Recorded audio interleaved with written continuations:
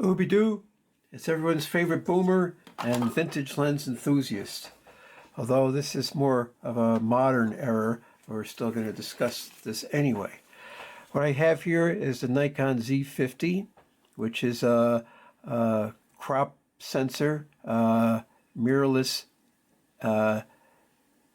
DSLR. I was using, and this is what's cool, this is the fringer EF to NZ adapter. This is a Tokina 14 to 20 millimeter f2 super wide short zoom. This originally is the EOS Canon mount, and I do have Canon digital SLRs that I'm using. But I wanted to try this out on this camera. So this is a native EOS mount autofocus, and it's going on a Nikon using the fringer adapter. And I went to my favorite photo op city, which is Morristown, New Jersey, and it was sort of gloomy this morning.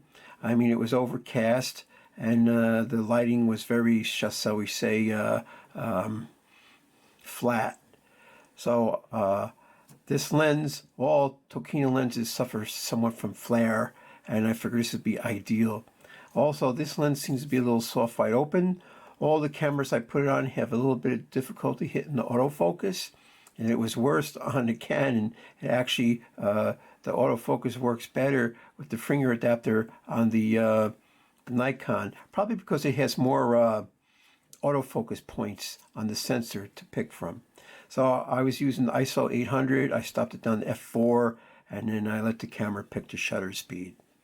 And it's pretty heavy. This is pretty massive. This lens by itself is big and massive, but this camera is no slouch either. It's small. It's definitely small. I mean, compared to DSLRs that have the mirror in it, it's definitely small, but it weighs a little bit, so it was hefty. Luckily, it was cool. Actually, it was downright chilly, and I had wearing a jacket with a hood, and I had the strap over the hood, so it didn't bother me too much. And I went on automatic focus, and I just shot away, letting the camera pick the shutter speed, and it was on automatic white balance. And I was pretty happy with the results, and we're going to see them next. This thing does shoot videos, but I didn't shoot any videos with it. But I will shoot one or two and see if I can append it to the end of this video after the still shots. So I'm going to take this lens off for a minute. It's interesting. Canon lenses go this way, but Nikon lenses go that way. So you can see it's a looks like there's a spot in here. I better clean that up. Okay, I'll take care of that later. Although I didn't see any on my photo shoot today. It has a big, nice screen. It's articulated, but it really doesn't go anywhere. I mean, you can't use it for vlogging because it doesn't flip over. You can't see it. So maybe that's why a lot of people get rid of it. I see a lot of them on the used market. It's a touch screen. The Z6 has a dedicated magnifier button, but this one you have to touch the screen, and sometimes when you're inadvertently holding it, you hit the magnifier button, and then all of a sudden your viewfinder gets magnified, and you gotta like fumble around and unmagnify it. It has a really excellent build construction. It looks like a higher class than what I'm used to on the Canon T series. As usual, I'm in A mode. It has a dedicated still and movie switch. Oh, there's no pop-up flash. Forget that. You gotta put something in a hot shoe, definitely. The fringer adapter is sort of pricey because it must have some electronics in there that translates everything from Canon world into Nikon world. But everything works. Autofocus. It translates over to zoom ratio, whatever zoom you're on. It does the aperture stopping up and down. It does all that good stuff. And what else does it do? Well, that's it. Now, Nikon has their FTZ adapter, and it doesn't transfer over to autofocus on later lenses.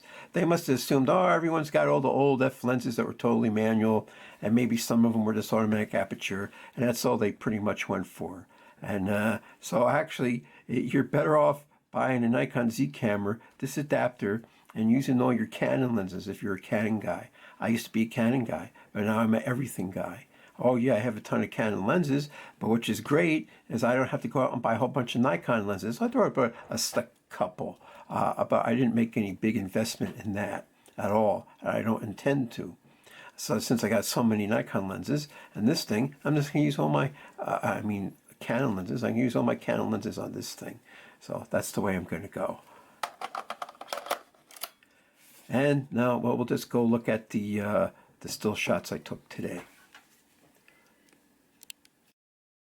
I made a mistake about the Z50. The Z50 does have a pop-up flash. It's the Z6 that doesn't have a pop-up flash. I got both cameras and they both operate pretty close to the same, and I got confused. I'm a boomer, what can you say? Maybe I could become president one day, right? So what's the difference between the Z50 and the Z6? Well, the Z50 costs half as much, whether new or used, so it's got that going for it. They're both 20 megapixels, but the Z50 is a crop frame sensor and the Z6 is a full frame sensor. The Z50 does not have in-body camera, in-body image stabilization in the camera, but the Z6 does have in-body image stabilization in the camera, which is pretty cool. But we're not talking about the Z6, we're talking about the Z50. They both take movies. They both have a couple different resolution types, you know, for large quality and large file to normal quality and smaller file size. They both have interval shooting, which is nice. That is, you could tell the camera to take a frame at some X time, and then it'll stitch them together and make a movie for you, which is cool. They both do that. The Z50 is somewhat smaller and lighter than the Z6, but all around they're really nice cameras. If you're going to get into mirrorless photography, go Z. You know, get yourself the FTZ adapter, which is the F mount to Z mount, or if say you're like me, you're a Canon guy and you got some Canon glass, you go out and you buy this fringer adapter and you slap that on there, and then it's like having a Canon camera or using a Nikon camera with a Canon glass. You can't beat it. Morristown is a city in motion, even though that's Hackensack's slogan, but there's a lot of change there.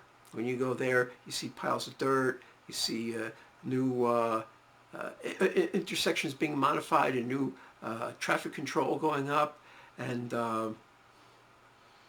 you see old buildings getting torn down and empty lots, and you see the new modern cubes going up. And you know, I'm trying to document that as being part of a photojournalist. So there's a strange admixture of architecture there, from this old-fashioned quaint stuff to this ultra-modern, sterile, cubicle, domineering architecture. This is the post office. Nice post office, old, it's got some big arches, it's a nice looking building. And then they have a lot of churches there, and the churches all look like fortresses, and the streets in the center of town at least are wide boulevards. All the main roads are wide boulevards. So, but there's still traffic and congestion there. I always go there on a weekend. There's 3 terrorists, George Washington and a couple of cohorts, and they kicked the British out of the United States. And here's one of those churches. It's got a big bell tower. And some of them actually, bells actually ring on the hour. This one, the clock doesn't work correctly, but another one they fixed, and it actually chimes on the hour, which is pretty cool. This is Bella Oxmix and his dog Peaches, but actually this is for the seeing eye people, and they start in Morristown using dogs for blind people. And I was actually there, and I saw a guy with his dog training a dog or something. there's two people. I guess one people had sight, one guy was blind, and they were with the dog. And that's the first time I saw that going there in many years. There's all these pubs. There's pubs and eateries along the main street. Oh, there's some quaint shops like a rock shop and, artsy craftsy shops, but they come and go. It's like really weird. All the stores, you see a place move in, something burger, and a year later they're gone, and then something else moves in. I see this all the time. So there's this ultra-modern, weird architecture, and then right down the street, there's some old 100-year-old buildings. Here's a pile of dirt. It used to be an empty lot. And then the two buildings in the back are brand new, brand spanking new. And I guess they're going to put something here. And this whole intersection is being upgraded. And here's an old building that's probably going to get torn down and replaced with something new, I would imagine. I don't know if this place is still in business or not. But probably their property's worth $1 Brazilian bucks. And then this is more the traditional side of town, with some mixed in new architecture. And it's all going to change. It's not going to stay the same 10, 15, 20 years. And here's the train station. The train station was probably a massive, looked really cool when it was new, and now you can see a lot of the detail is old and rusty, and it looks like it's falling down or something. But the government wants people to use mass transit. Well, they got to make mass transit more accessible. How come I can't take a train from where I live to Morristown and just take a train instead of having to drive? And the train should run every 15 minutes no matter what. Weekends, Saturdays, holidays. So people could just know they'll have to wait 15 minutes and they get a train. Rather than hopping in your car. Sure, I hopped in my car. I was able to spot. I have my favorite spot where I park on a side street, and I get out and I walk around. But I could have got off at the train station. The train station was only a couple blocks away from where I parked my car. And the time I was there, I only saw one train come by. On Sundays, there's a train like every hour. So if you missed a train, you got to cool your heels for an hour, which is sort of a joke, And then the trains only go where the tracks go, but there should be like light rail connecting everything to everything. And when is all this going to happen? We spent $1 trillion on foreign wars when we should have been making all these investments in the United States. And I'm not talking about build back better, but just keep building, keep improving. War, see, here's monuments to war. That's what we're good for.